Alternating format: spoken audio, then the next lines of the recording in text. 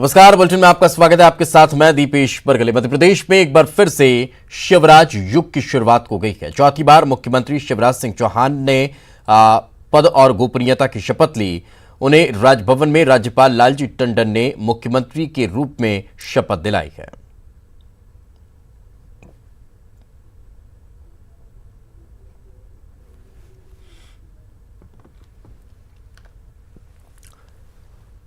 तो चौथी बार मुख्यमंत्री के रूप में शिवराज सिंह चौहान ने शपथ ली है और 32वें मुख्यमंत्री के रूप में वे अब मध्य प्रदेश में सरकार चलाने वाले हैं। राजभवन में शपथ ग्रहण समारोह संपन्न हुआ। सादगी से संपन्न हुए इस शपथ ग्रहण समारोह में मुख्यमंत्री पद की शपथ लेने के बाद मुख्यमंत्री शिवराज सिंह चौहान मंत्रालय के लिए रवाना हुए और मंत्रालय में वे अधिकारियों के साथ इस वक्त बैठक कर रहे हैं।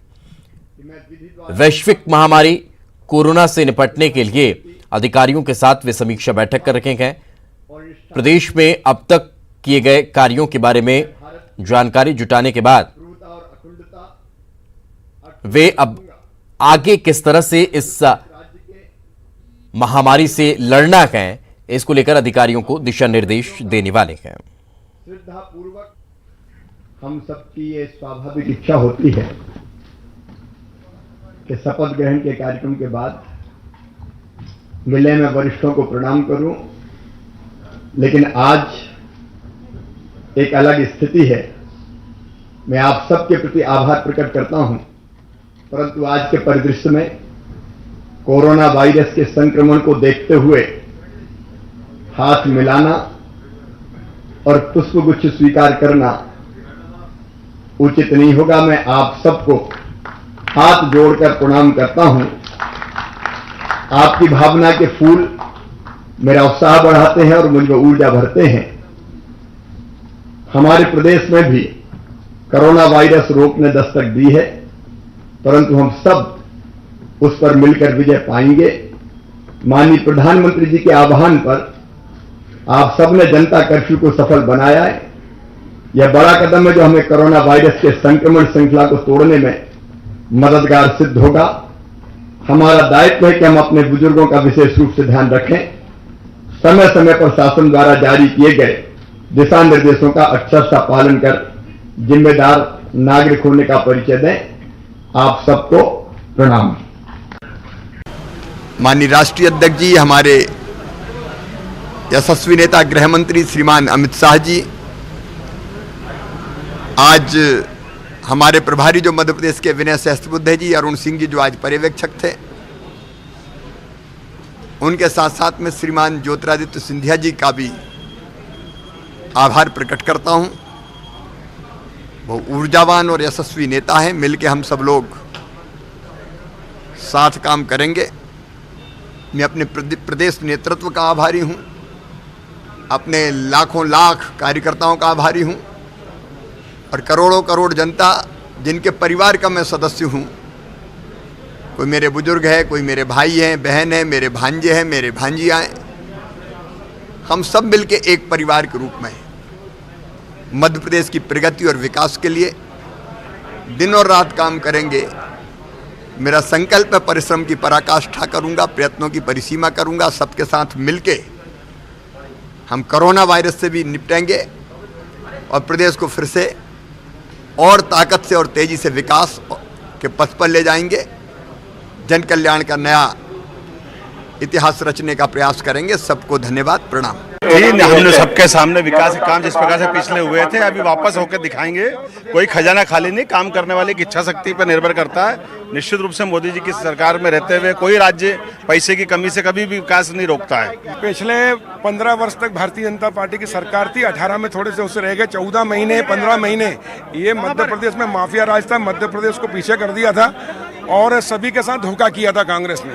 किसानों के साथ धोखा किया, युवा, महिला, बुजुर्ग और प्रदेश की जनता, 7.5 करोड़ की जनता के साथ। लेकिन जनता की दुआएं भारतीय जनता पार्टी के साथ थी, शिवराज जी के साथ थी, इसलिए शिवराज जी पुनः मुख्यमंत्री बने। और जब माफिया राज का अंत हुआ और कमल खिला, और कमल समृद्धि, खुशहाली और विकास का प्रतीक है। अब मध्य प्रदेश में विकास की गंगा बहेगी, तेजी से विकास होगा और गरीब, किसान, मजदूर, महिलाएं सभी सुखी और संपन्न होंगे और मध्य प्रदेश देश का नंबर 1 राज्य बनेगा। मैं उसकी बहुत खुशी है और मुझे लगता है पूरे प्रदेश की जनता के लिए बहुत ही खुशी का दिन है, क्योंकि अब पूरे प्रदेश में बहुत विकास होगा, पुनः योजनाओं के लाभ मिलेंगे और सुख, समृद्धि, शांति आएगी। लेकिन जो कांग्रेस ने जो वादे किए थे वो वादे किसानों के साथ पूरे नहीं हो पाए, तो क्या जो सरकार की योजनाएं थी उसको बीजेपी सरकार आगे ले जाएगी? देखिए, सारे विकास कार्य ठप थे, कोई भी वादा पूरा नहीं किया, भ्रष्टाचार चरम पर था। उसके बाद बदले की राजनीति, भाजपा के लोगों के मकान दुकान तोड़ना, इस प्रकार के काम हो रहे थे। तो कहते हैं कि अति का अंत होता है। जब भी कोई पाप की, उन अधिकारियों पे कार्रवाई होगी जिस तरह राजगढ़ के कलेक्टर की बात करें, जिसने भी गलत किया है उस पर कार्रवाई होना चाहिए। के लिए हम लोगों की थोड़ी गलतियों के कारण हमारी सरकार रह गई थी। 13-14 महीना सरकार नहीं रही, मध्यप्रदेश का विकास रुक गया था। जो हमारे मध्यप्रदेश के मुख्यमंत्री शिवराज सिंह चौहान जी ने उन्होंने जो योजनाएं बनाई थी, उन योजनाओं के माध्यम से जनता को लाभ मिल रहा था। आज बेचारा किसान दुखी हो गया था, सब चीज़ें। लेकिन आज एक सौभाग्य है कि जो योजनाएं सरकार ने लागू की थी, अब मुख्यमंत्री शिवराज सिंह चौहान जी पुनः उन योजनाओं को लागू करके जो उन्होंने योजनाएं बनाई थी उसके माध्यम से जनता को लाभ मिलेगा और मध्यप्रदेश का विकास होगा। जो बिजली को लेके 100 यूनिट को लेके कमलनाथ सरकार ने जो फैसला लिया था, क्या वो जारी रहेगी वो योजना? जो सड़क, बिजली और पानी से संबंधित जो योजनाएं थी, उनके माध्यम से जनता को जो लाभ, अगर हमारे शिवराज सिंह चौहान जी के द्वारा जो योजनाएं बनाई गई थी, उन योजनाओं के माध्यम से लाभ मिलेगा और विकास होगा। मध्यप्रदेश का जैसा विकास की जो गति अभी बीच में थम गई थी, उस विकास की गति को जैसे लगातार 15 वर्षों तक हुआ, उससे और अच्छा विकास मध्यप्रदेश की धरती पर होगा और जनता को लाभ मिलेगा। गरीब वर्ग, पिछड़ा वर्ग, हर समाज वर्ग के लिए न्याय मिलेगा और हर समाज वर्ग की समस्याओं का निराकरण होगा। जब मध्य प्रदेश के विधायकों को ऐसा लगने लगा कि इस सरकार के, यानी कमलनाथ सरकार के रहते हुए उन्होंने जनता के साथ जो वायदे किए थे वो पूरा नहीं कर पाएंगे, तो उनमें से कुछ लोगों ने अलग विचार किया। अलग विचार करने के लिए उन्होंने अपने विधायकी का भी त्याग किया और उनको नेता मिले ज्योतिरादित्य सिंधिया, जिन्होंने उनका नेतृत्व भी किया। तो ऐसे में लगभग 22 विधायक उनके दल से अलग हो गए। स्वाभाविक रूप में भारतीय जनता पार्टी सबसे बड़ी संख्या वाली पार्टी के रूप में एक दृष्टि से वहां पर स्थापित हो गई। तो स्थापित हो गई तो हमारा काम था कि हम विधायक दल का नेता चुने जो मुख्यमंत्री बन पाए। तो उस दृष्टि से श्री शिवराज सिंह चौहान जी को हमने विधायक दल के नेता के रूप में जनतांत्रिक तरीके से चुना है। और इस चयन का एक विशेष पहलू था कि पहली बार देश के लोकतांत्रिक इतिहास में वीडियो कॉन्फ्रेंसिंग के माध्यम से इस पूरी बैठक को एक दृष्टि से पर्यवेक्षित किया गया, सुपरवाइज किया गया। मध्य प्रदेश में भारतीय जनता पार्टी के प्रत्येक कार्यकर्ता के लिए आज खुशी और गर्व का अवसर है। 1.5 साल की प्रताड़ना मध्य प्रदेश की जनता ने झेली, कांग्रेस के कुशासन की, और उसके बाद अंततः जनता जो प्रतीक्षा कर रही थी भारतीय जनता पार्टी की सरकार बने, तो पुनः भारतीय जनता पार्टी की सरकार बनी। और उसमें भी अधिक प्रसन्नता की बात यह है कि 14 साल तक मध्य प्रदेश में माननीय शिवराज सिंह चौहान जी ने नेतृत्व किया था और उनके कार्यकाल में जनहित और गरीबों के हित की, किसानों के हित की जो योजनाएं बनी थी, उनकी गूंज पूरे देश में थी। और हम केंद्रीय नेतृत्व के आभारी हैं कि उन्होंने पुनः एक बार अवसर दिया है और इसलिए सब मिलकर सामूहिकता के साथ में इन सारी चुनौतियों का सामना करेंगे। और मुझे भरोसा है इन उपचुनावों में, आने वाले उपचुनावों में एक एक सीट पर भारतीय जनता पार्टी की जीत इसलिए होगी क्योंकि जनता कांग्रेस को देख चुकी है, उनको आजमा चुकी है।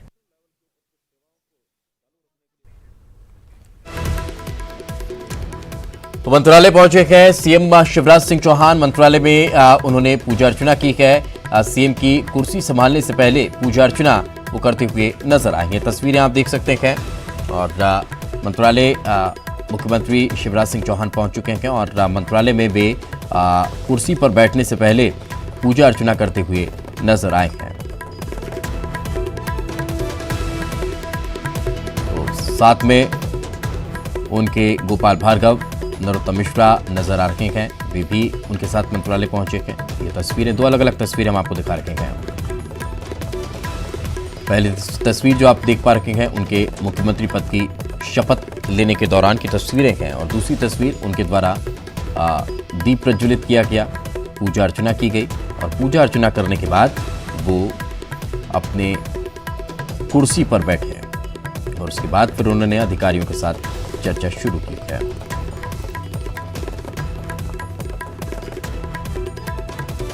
तो ये तस्वीरें हम आपको दिखा रखे हैं, दो अलग अलग तस्वीरें। पहली तस्वीर में वो मुख्यमंत्री पद की शपथ लेते हैं और दूसरी तस्वीर में पूजा करते नजर आ रहे हैं। और ज्यादा जानकारी के साथ हमारे सहयोगी शरद हमारे साथ जुड़े हैं। शरद, क्या और जानकारी?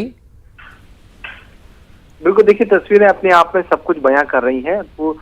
जो पूर्व मुख्यमंत्री थे अब तक, वो अब मुख्यमंत्री हैं, और मुख्यमंत्री बनते ही शिवराज सिंह चौहान एक्शन में दिखे हैं और सीधे शपथ लेने के बाद वो मंत्रालय पहुंचे हैं और उन्होंने अपना चार्ज लिया है। चार्ज लेने से पहले विधिवत तौर पर उन्होंने पूजा अर्चना की। नेता प्रतिपक्ष जो अब तक थे गोपाल भार्गव, वो बाकायदा उनके पीछे आपको खड़े हुए मंत्र पढ़ते हुए सुनाई दे जाएंगे। वो मंत्र पढ़ रहे हैं और शिवराज सिंह चौहान विधिवत तरीके से पूजा अर्चना कर रहे हैं, और इस पूजा अर्चना के बाद उन्होंने अपनी कुर्सी संभाली है बतौर मुख्यमंत्री। और देखिए, मैं आपको एक बात और बता दूं कि ये कितना दिलचस्प है दीपेश के, ये वही मंत्रालय की बिल्डिंग है जिसे जब मुख्यमंत्री थे शिवराज सिंह चौहान मध्य प्रदेश के, तब बनाना शुरू किया गया था और करीब 700 करोड़ की लागत से मंत्रालय की ये हाईटेक बिल्डिंग बनी थी। लेकिन इस बिल्डिंग के उद्घाटन से ठीक पहले ही शिवराज सिंह चौहान की कुर्सी चली गई और बतौर मुख्यमंत्री वो पहली बार इस बिल्डिंग में बैठने से रह गए थे, और सीएम कमलनाथ ने तब कुर्सी संभाली थी। लेकिन ये वक्त का पहिया है, करीब 1.5 साल बाद घूम आया, और उस मंत्रालय में जिसे शिवराज सिंह चौहान के कार्यकाल के दौरान ही बनाया गया, हाईटेक तरीके से एनेक्सी बिल्डिंग बनाई गई थी। मैं आपको बता दूं, उस बिल्डिंग में आज शिवराज सिंह चौहान फिर मुख्यमंत्री के तौर पर पहुंचे हैं और उन्होंने बाकायदा विधिवत पूजा अर्चना करके अपनी कुर्सी संभाली है।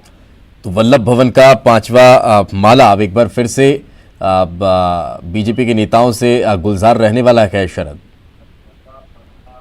हाँ बिल्कुल, देखिए एक मध्य प्रदेश में एक कहावत भी रहती है कि पंचम तल जो पावर का सेंटर रहता है, दरअसल वो एक बार से फिर से उसमें सूरत बदली है। कुछ वक्त तक कांग्रेस की सरकार रही, कमलनाथ वहां बैठते थे, और कमलनाथ जब मुख्यमंत्री थे तो विधिवत तौर पर वो मंत्रालय बैठते थे। उनके बारे में ये कहा भी जाता था कि वो फील्ड में कम जाते हैं, वो मंत्रालय में ज्यादा वक्त बताते हैं अधिकारियों के साथ, बैठकों के साथ। और शिवराज सिंह चौहान के बारे में ये कहा जाता था कि वो मंत्रालय के साथ साथ फील्ड में भी ज्यादा रहते हैं। और तो अब देखना होगा कि नई तस्वीरें हैं, नया निजाम है। हालांकि ये निजाम 1.5 साल तक के लिए ही बदला था, इससे पहले तो शिवराज सिंह चौहान ही बतौर मुख्यमंत्री कुर्सी संभाल रहे थे। लेकिन अब जबकि उन्होंने फिर से चौथी बार कुर्सी संभाली है, तो फिर अब देखना होगा किस तरीके से वो अब एक्शन में दिखते हैं। हालांकि उन्होंने अपनी प्राथमिकता बता दी है। उन्होंने कहा कि सबसे पहले उनकी जो प्राथमिकता है वो किसी भी तरीके से जो कोरोना का कहर है उससे निपटना है, और उन्होंने मंत्रालय में जो जानकारी है उसके मुताबिक अधिकारियों की एक बैठक भी बुलाई है, और वो बैठक ले रहे हैं जो कोरोना से निपटने के इंतजामों और उनकी तैयारियों के सिलसिले में ही है। बिल्कुल। तो शरद, बैठक का अब शुरू होने वाली है और अधिकारियों के लिए तो थोड़ा सा ये कह सकते हैं कि बड़ा परिचित सा अब ये पूरा एटमॉस्फेयर रहने वाला है, क्योंकि ये मान लीजिए कि 15 महीने की एक थोड़ी लंबी छुट्टी पर सीएम गए हुए थे, वापस लौट आए हैं और अब मुख्यमंत्री के तौर पर फिर प्रदेश की कमान वो संभाल रहे हैं। तो किस तरह से अब निर्देश आज दिए जा सकते हैं शरद? हाँ बिल्कुल, देखिए आपने सही कहा। और हालांकि बैठकों की जो तस्वीरें सामने आई हैं उनमें जो शिवराज सिंह चौहान के कुछ करीबी आईएएस अधिकारी थे, उन अधिकारियों की उपस्थिति भी बैठकों में अभी से ही नजर आने लगी है। और ये स्वाभाविक सी बात है कि जब भी कोई मुख्यमंत्री बनता है तो उसके करीबी जो अधिकारी हैं वो बैठकों में और महत्वपूर्ण पदों पर नजर आते हैं। देखना होगा कि आने वाले दिनों में ये जो तस्वीरें हैं और कितनी बदलती हैं और अधिकारियों के चेहरे भी कितने बदलते हैं महत्वपूर्ण पदों को लेकर, ये देखने वाली बात होगी। लेकिन जहां तक बात बैठक की है तो बैठक में निश्चित तौर पर तमाम जो आला अधिकारी हैं, मुख्य सचिव हैं एम गोपाल रेड्डी, वो भी उसमें बैठक में शामिल होने वाले हैं। उसके साथ ही तमाम जो अधिकारी संबंधित हैं वो सभी उस बैठक में मौजूद रहेंगे। और जो निर्देश है, जैसा कि मैंने कहा भी कि शिवराज सिंह चौहान ने खुद ही स्पष्ट किया है कि उनकी प्राथमिकता यह है कि कोरोना से किसी भी तरीके से निपटना है और उसकी तैयारियों को लेकर वो संभवतः अधिकारियों को निर्देशित करेंगे और फिर उनसे ये भी उम्मीद की जाएगी कि उन निर्देशों का जो असर है वो जमीनी स्तर पर भी कल सुबह से दिखाई देना शुरू हो जाएगा। बिल्कुल शरद, देर रात यानी कि अब लगभग 9:30 10:30 बजने वाला है और अब शपथ लेते ही मंत्रालय उनका पहुंच जाना यानी इस बात को तो स्पष्ट कर रहा है कि अधिकारी अब फिर से सतर्क और सचेत हो जाएं कि कभी भी किसी भी वक्त प्रदेश के विकास के लिहाज से, प्रदेश की मौजूदा स्थिति के लिहाज से बैठकें बुलाई जा सकती है और काम करना पड़ सकता है। हाँ बिल्कुल, देखिए इसमें कोई दो राय नहीं है, ये तो होना ही है। कोई भी मुख्यमंत्री जब कुर्सी संभालते हैं तो फिर वो अपनी प्राथमिकताएं उनकी क्या है वो अधिकारियों को बताते हैं, उनके दिशा निर्देश क्या हैं वो अधिकारियों को बताते हैं। कमलनाथ जब तक मुख्यमंत्री थे तो उनकी प्राथमिकताएं अपनी थी, शिवराज सिंह चौहान अब जब मुख्यमंत्री हैं तो उनकी प्राथमिकताएं भी अपनी हैं, लेकिन दोनों के बीच में एक बात महत्वपूर्ण है, क्योंकि ये दरअसल जो वक्त है वो ऐसा वक्त है जब पूरी दुनिया कोरोना के कहर से जूझ रही है और उसमें मध्य प्रदेश भी शामिल है। मध्य प्रदेश में भी कुछ मरीज पॉजिटिव सामने आए। बिल्कुल, यानी समझा जा सकता है कि अभी कुछ दिनों के लिए अभिभावक की कमी प्रदेशवासियों को नजर आ रही थी, लेकिन अब मुख्यमंत्री के तौर पर शिवराज सिंह चौहान ने कुर्सी संभाल ली है और अब कोरोना से निपटने के लिए प्रयास किए जा रहे हैं। एक छोटे से ब्रेक के लिए रुकेंगे, ब्रेक के बाद जल्द लौटते हैं।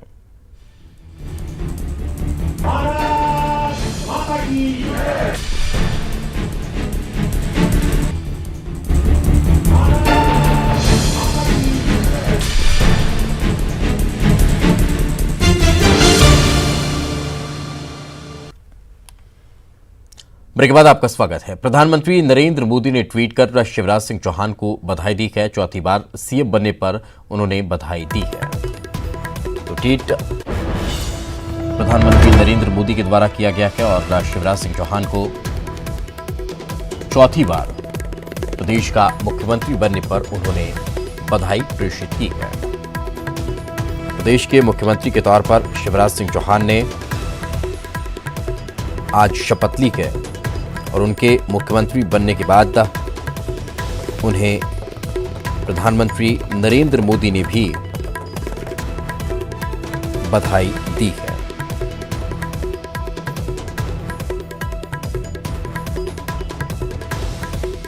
ये बड़ी खबर हम आपको बता रखे हैं। ट्वीट प्रधानमंत्री नरेंद्र मोदी ने किया है और ट्वीट कर उन्होंने शिवराज सिंह चौहान को चौथी बार मुख्यमंत्री बनने पर शपथ दी, माफ कीजिएगा, बधाई दी है। मध्य प्रदेश के मुख्यमंत्री के रूप में शपथ लेने पर श्री शिवराज सिंह जी चौहान को बधाई।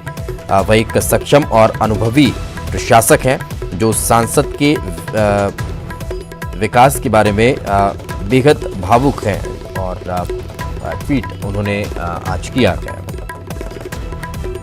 राज्य को प्रगति की नई ऊंचाइयों पर ले जाने के लिए उन्हें शुभकामनाएं।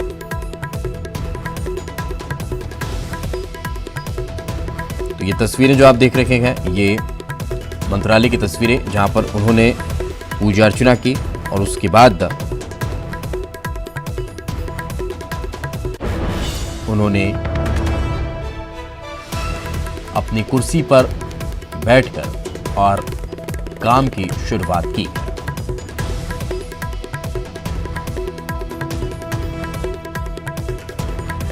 तो एक बार फिर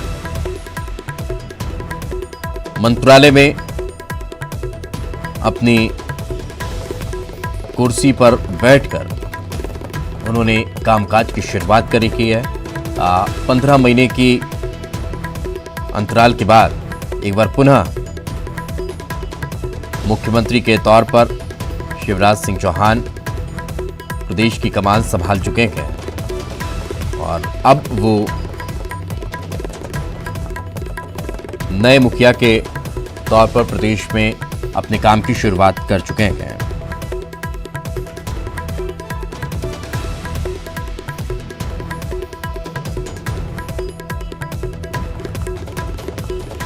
तो तस्वीरें आप देख सकते हैं।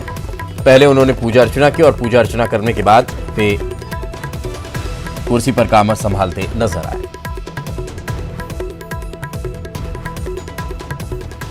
कोरोना के खिलाफ भारत की जंग लगातार जारी है। रिलायंस ने भी एक मुहिम के तहत लोगों की मदद के लिए आगे कदम बढ़ाया है। रिलायंस कंपनी ने महाराष्ट्र मुख्यमंत्री कोष में 5 करोड़ दान दिए हैं।